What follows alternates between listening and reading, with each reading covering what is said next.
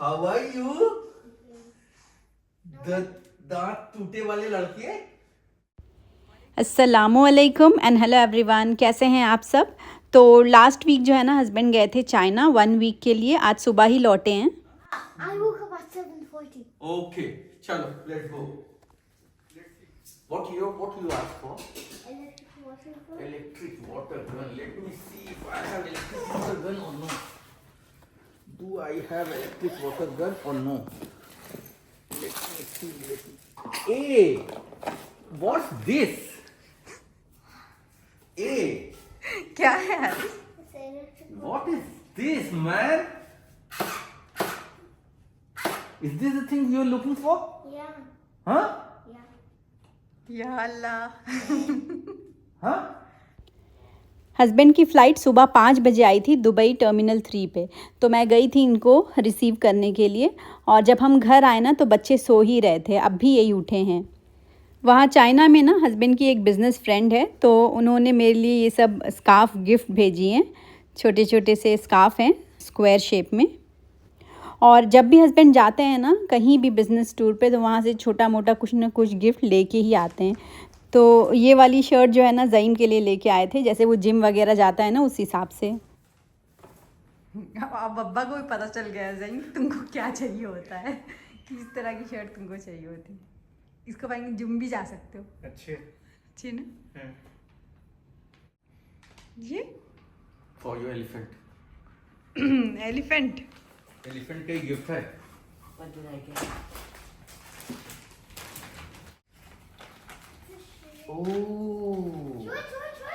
क्या क्या वो क्या होता है? this looks nice. It has good material also. पहन के देखो।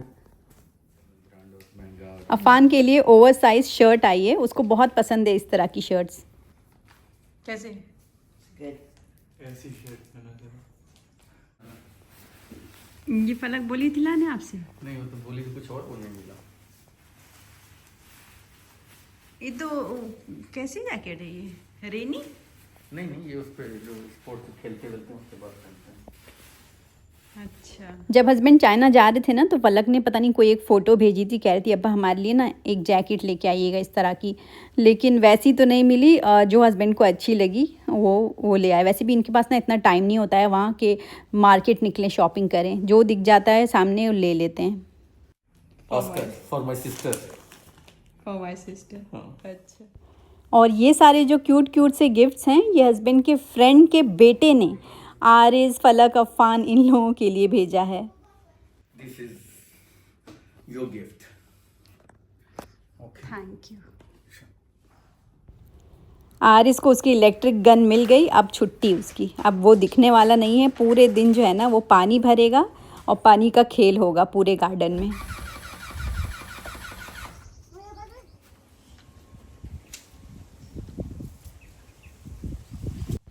9.5 घंटे की फ़्लाइट थी हस्बैंड की, 2 घंटा खाली आके सुबह सोए हैं और उठने के बाद देखिए पहुंच गए अपने असली ठिकाने पे।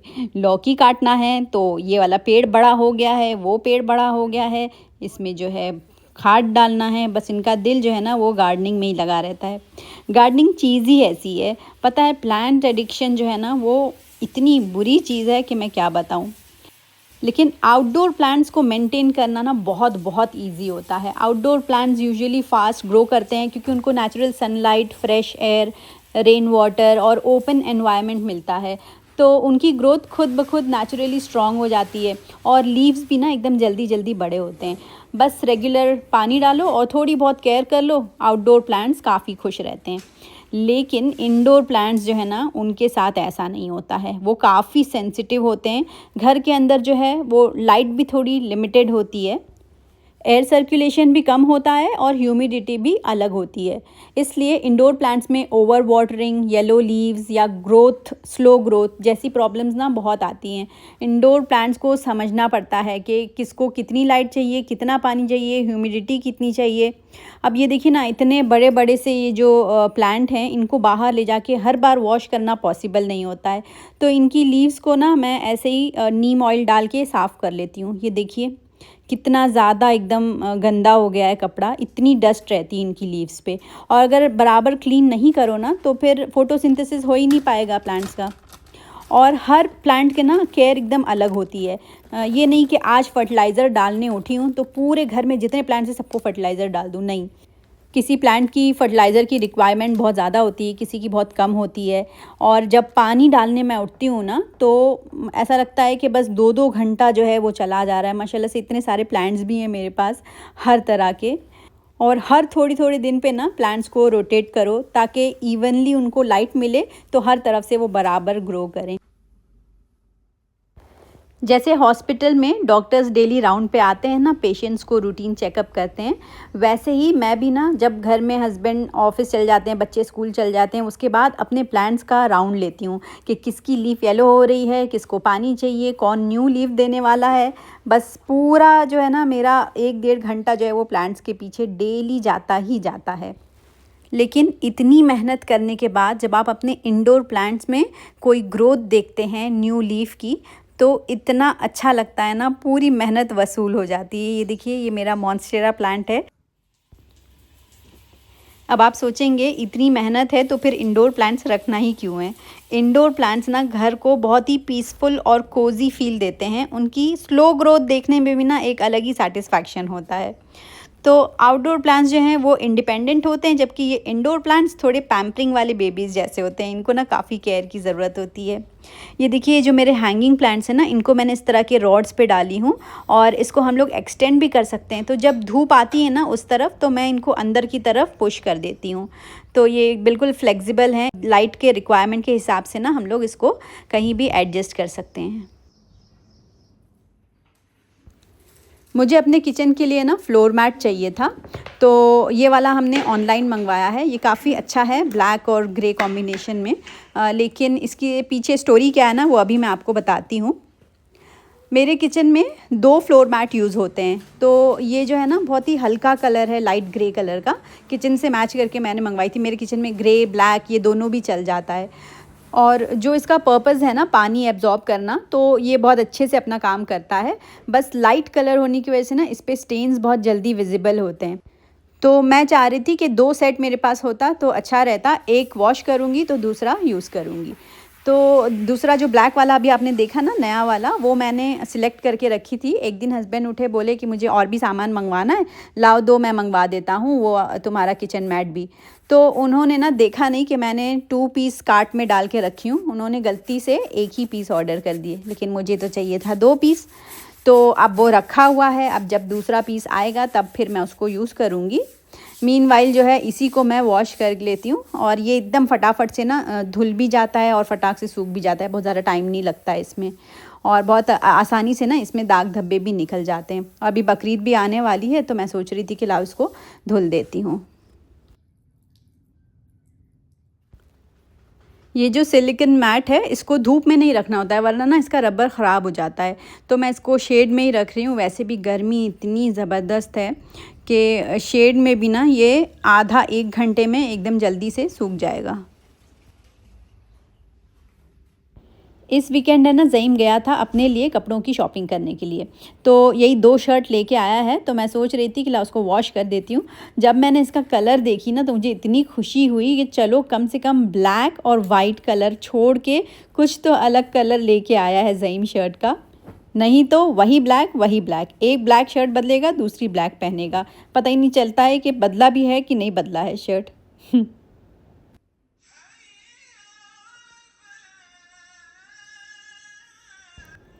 इस बार जब हम लोग ने अपना लाइफ स्मार्ट पैनल को अपडेट करवाया ना, तो एक न्यू फीचर ऐड हुआ है और वो है अज़ान। जब भी नमाज का टाइम होता है ना, तो इसमें अज़ान होने लगती है और नेक्स्ट प्रेयर कितने बजे है, कौन सी है, वो भी शो करता है। अगर आपको ये आवाज़ म्यूट करनी है ना, तो वो ऑप्शन भी है इसमें, लेकिन मैं नहीं म्यूट करती हूँ, क्योंकि अच्छा है ना, कभी कोई नमाज़ जो है वो कज़ाई नहीं होगी गलती से, मतलब अगर मिस हो जाता है ना, कभी कभी दिमाग से निकल जाता है, तो वैसा होगा ही नहीं, क्योंकि इतने ज़ोर ज़ोर से अज़ान होती है ना, पूरे घर में आवाज़ आती है इसकी। ईद में है ना, मैंने अपने लिए ऑनलाइन एक मोबाइल कवर मंगवाई थी और तब से ये वैसे ही रखा हुआ है, मुझे एकदम याद ही नहीं आया। तो आज सोची कि लाओ चेंज कर ही देते हैं। ये जो है ना कस्टमाइज्ड कवर है। पीछे जो है अरबिक में मैंने इसमें अपना नाम लिखवाई हूँ, आप इंग्लिश में भी लिखवा सकते हैं, अपने हिसाब से ना इसको कस्टमाइज़ कर सकते हैं। और ये जो पुराना वाला मोबाइल कवर है ना, ये भी अच्छा था, बट इसका कवर बहुत गंदा हो गया है। जब बच्चे देखते हैं तब बोलते हैं अम्मा कब लगाएंगी आप नया वाला कवर। तो देखिए मैंने आज इसको लगा ही ली। इस पे जो ये बैक साइड की प्रिंट है ना, इसको बोहो प्रिंट बोलते हैं, बहुत अच्छा लगता है ये। नहा के मैं एकदम फ्रेश हो गई हूँ। असर की नमाज़ पढ़ के फिर चलते हैं किचन में। आज सुबह मैं अपनी बहन से बात कर रही थी इंडिया फ़ोन लगा के, तो वो मुझे बोल रही थी कि तुम्हारी जो यूट्यूब ऑडियंस है ना, वो बहुत ज़्यादा कंप्लेन कर रही है कि हम कितने महीनों से इंतज़ार कर रहे थे कि कब फलक्स के कुकवेयर इंडिया में लॉन्च होंगे और हम उसे ख़रीद पाएंगे। अभी 10-15 दिन हुआ नहीं है इंडिया में आए हुए कि आप कह रही हैं फुल सेट अवेलेबल नहीं है। तो देखिए मैंने आप लोगों को पहले ही बताई थी कि हमने बहुत थोड़ी सी क्वांटिटी इंडिया भिजवाई है, स्टॉक बहुत ही लिमिटेड है। और आप लोगों का जो रिस्पांस आया है ना, मतलब अनएक्सपेक्टेड, माशाल्लाह से इतना धड़ाधड़ ऑर्डर, मतलब मेरी बहन रात में 1-1, 2-2 बजे तक माशाल्लाह से ऑर्डर्स ले रही थी। तो फर्स्ट कम फर्स्ट सर्व, जिन्होंने पहले ऑर्डर किया उन्हें बर्तन मिल गए। लेकिन टेंशन की कोई बात नहीं है, फ़िलहाल जो है ना आप लोगों को फुल सेट नहीं मिलेगा, लेकिन सिंगल पीसेस के कुछ साइज़ेस अवेलेबल हैं, सारे तो नहीं हैं। हम लोग पूरी कोशिश कर रहे हैं यहाँ से जैसे ही शिपमेंट वगैरह फिर से चालू होगी ना, तब हम एक फ़ुल कंटेनर भिजवाएंगे और मैं अपने चैनल के थ्रू ही आप लोगों को इन्फॉर्म करूँगी। स्क्रीन पे जो नंबर दिख रहा है ना, वो मेरी बहन का है। अगर आप लोग कुछ ऑर्डर करना चाहते हैं बचे कुचे पीसेस, तो इस नंबर पे कांटेक्ट कर सकते हैं।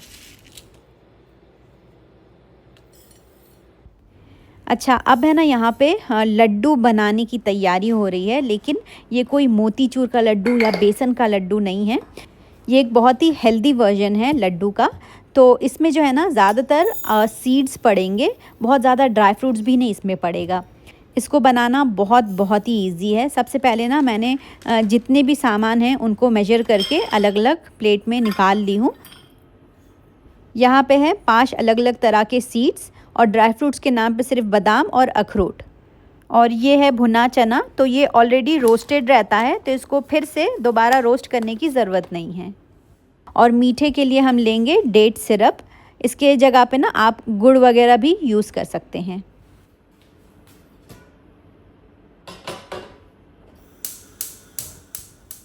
सबसे पहले एक वोक में आप जितने भी सीड्स निकाल के रखे हैं ना, उनको ड्राई रोस्ट कर लीजिए।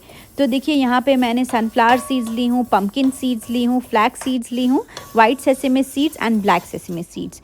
इन सबको जो है ना बिना घी के बस ऐसे ही मीडियम टू हाई फ्लेम पे रोस्ट करना है, और तब तक रोस्ट करना है जब तक इसमें से पॉपिंग की आवाज़ नहीं आ जाती है। देखिए ऐसे।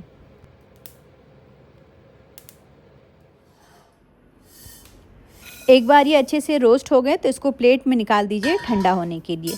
अब जो हम लोगों ने बादाम और अखरोट निकाल के रखे हैं, उसको भी उसी तरह से सेम हम ड्राई रोस्ट कर देंगे बिना किसी घी और तेल के।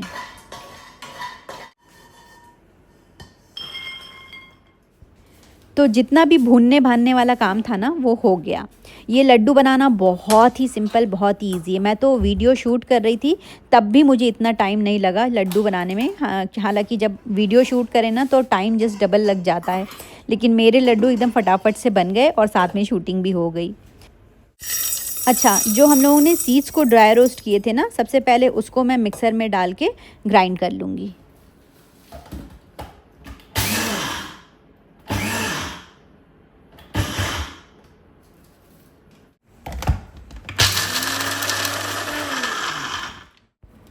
सीड्स ग्राइंड करने के बाद फिर जो ड्राई फ्रूट था उसको भी मैंने मिक्सर में ग्राइंड कर ली हूँ, और ये है भुना चना, इसको भी मैंने ग्राइंड कर ली। अब उसी सेम वोक में मैं 1/4 कप घी लूँगी। घी जैसे ही गर्म होगा ना, तो हम लोगों ने जो ड्राई फ्रूट्स और सीड्स वगैरह, चना दाल, इन सबको ग्राइंड करके रखे थे ना, उसको घी में डाल के रोस्ट करेंगे मीडियम फ्लेम पे सिर्फ 4-5 मिनट के लिए। मतलब इसमें ना घी की अच्छे से कोटिंग हो जानी चाहिए। बस 1/4 कप घी में ना ये पूरा लड्डू बन जाएगा।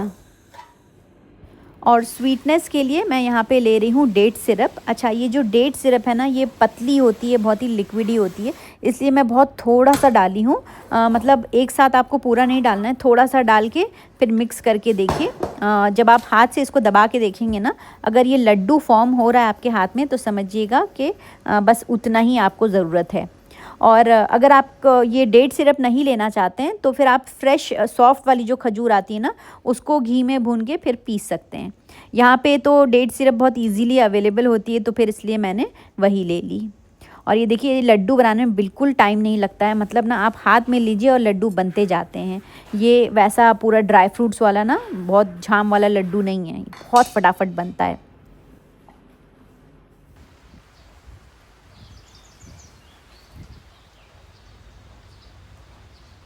बिस्मिल्लाह।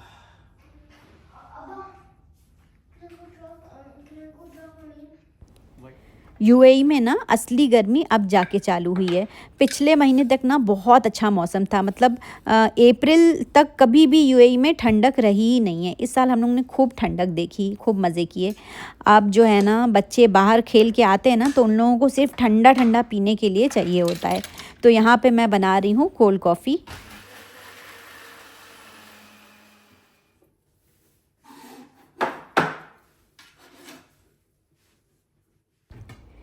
आजकल बच्चों को ना सिर्फ फैंसी चीज़ें पसंद आती हैं।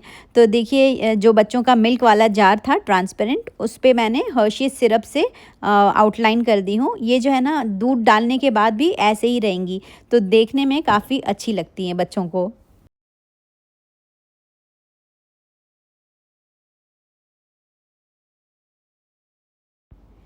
और कोल्ड कॉफ़ी बनाने के लिए मैंने बस मिल्क, शुगर, कॉफ़ी और आइस क्यूब्स ली हूँ।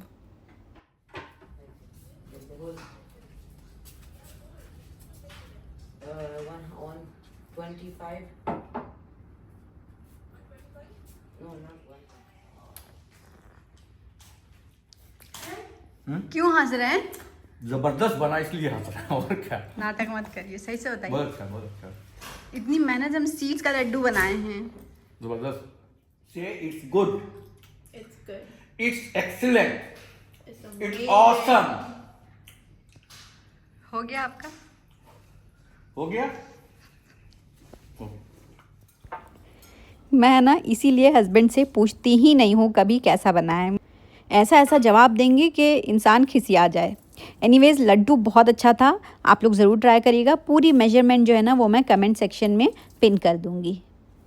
तो फिर ठीक है, आज का व्लॉग यहीं एंड करती हूँ। मिलती हूँ आपसे अगले व्लॉग में, जो ईद का व्लॉग होगा। तब तक के लिए अपना ख्याल रखें। अल्लाह हाफिज़, टेक केयर, बाय बाय।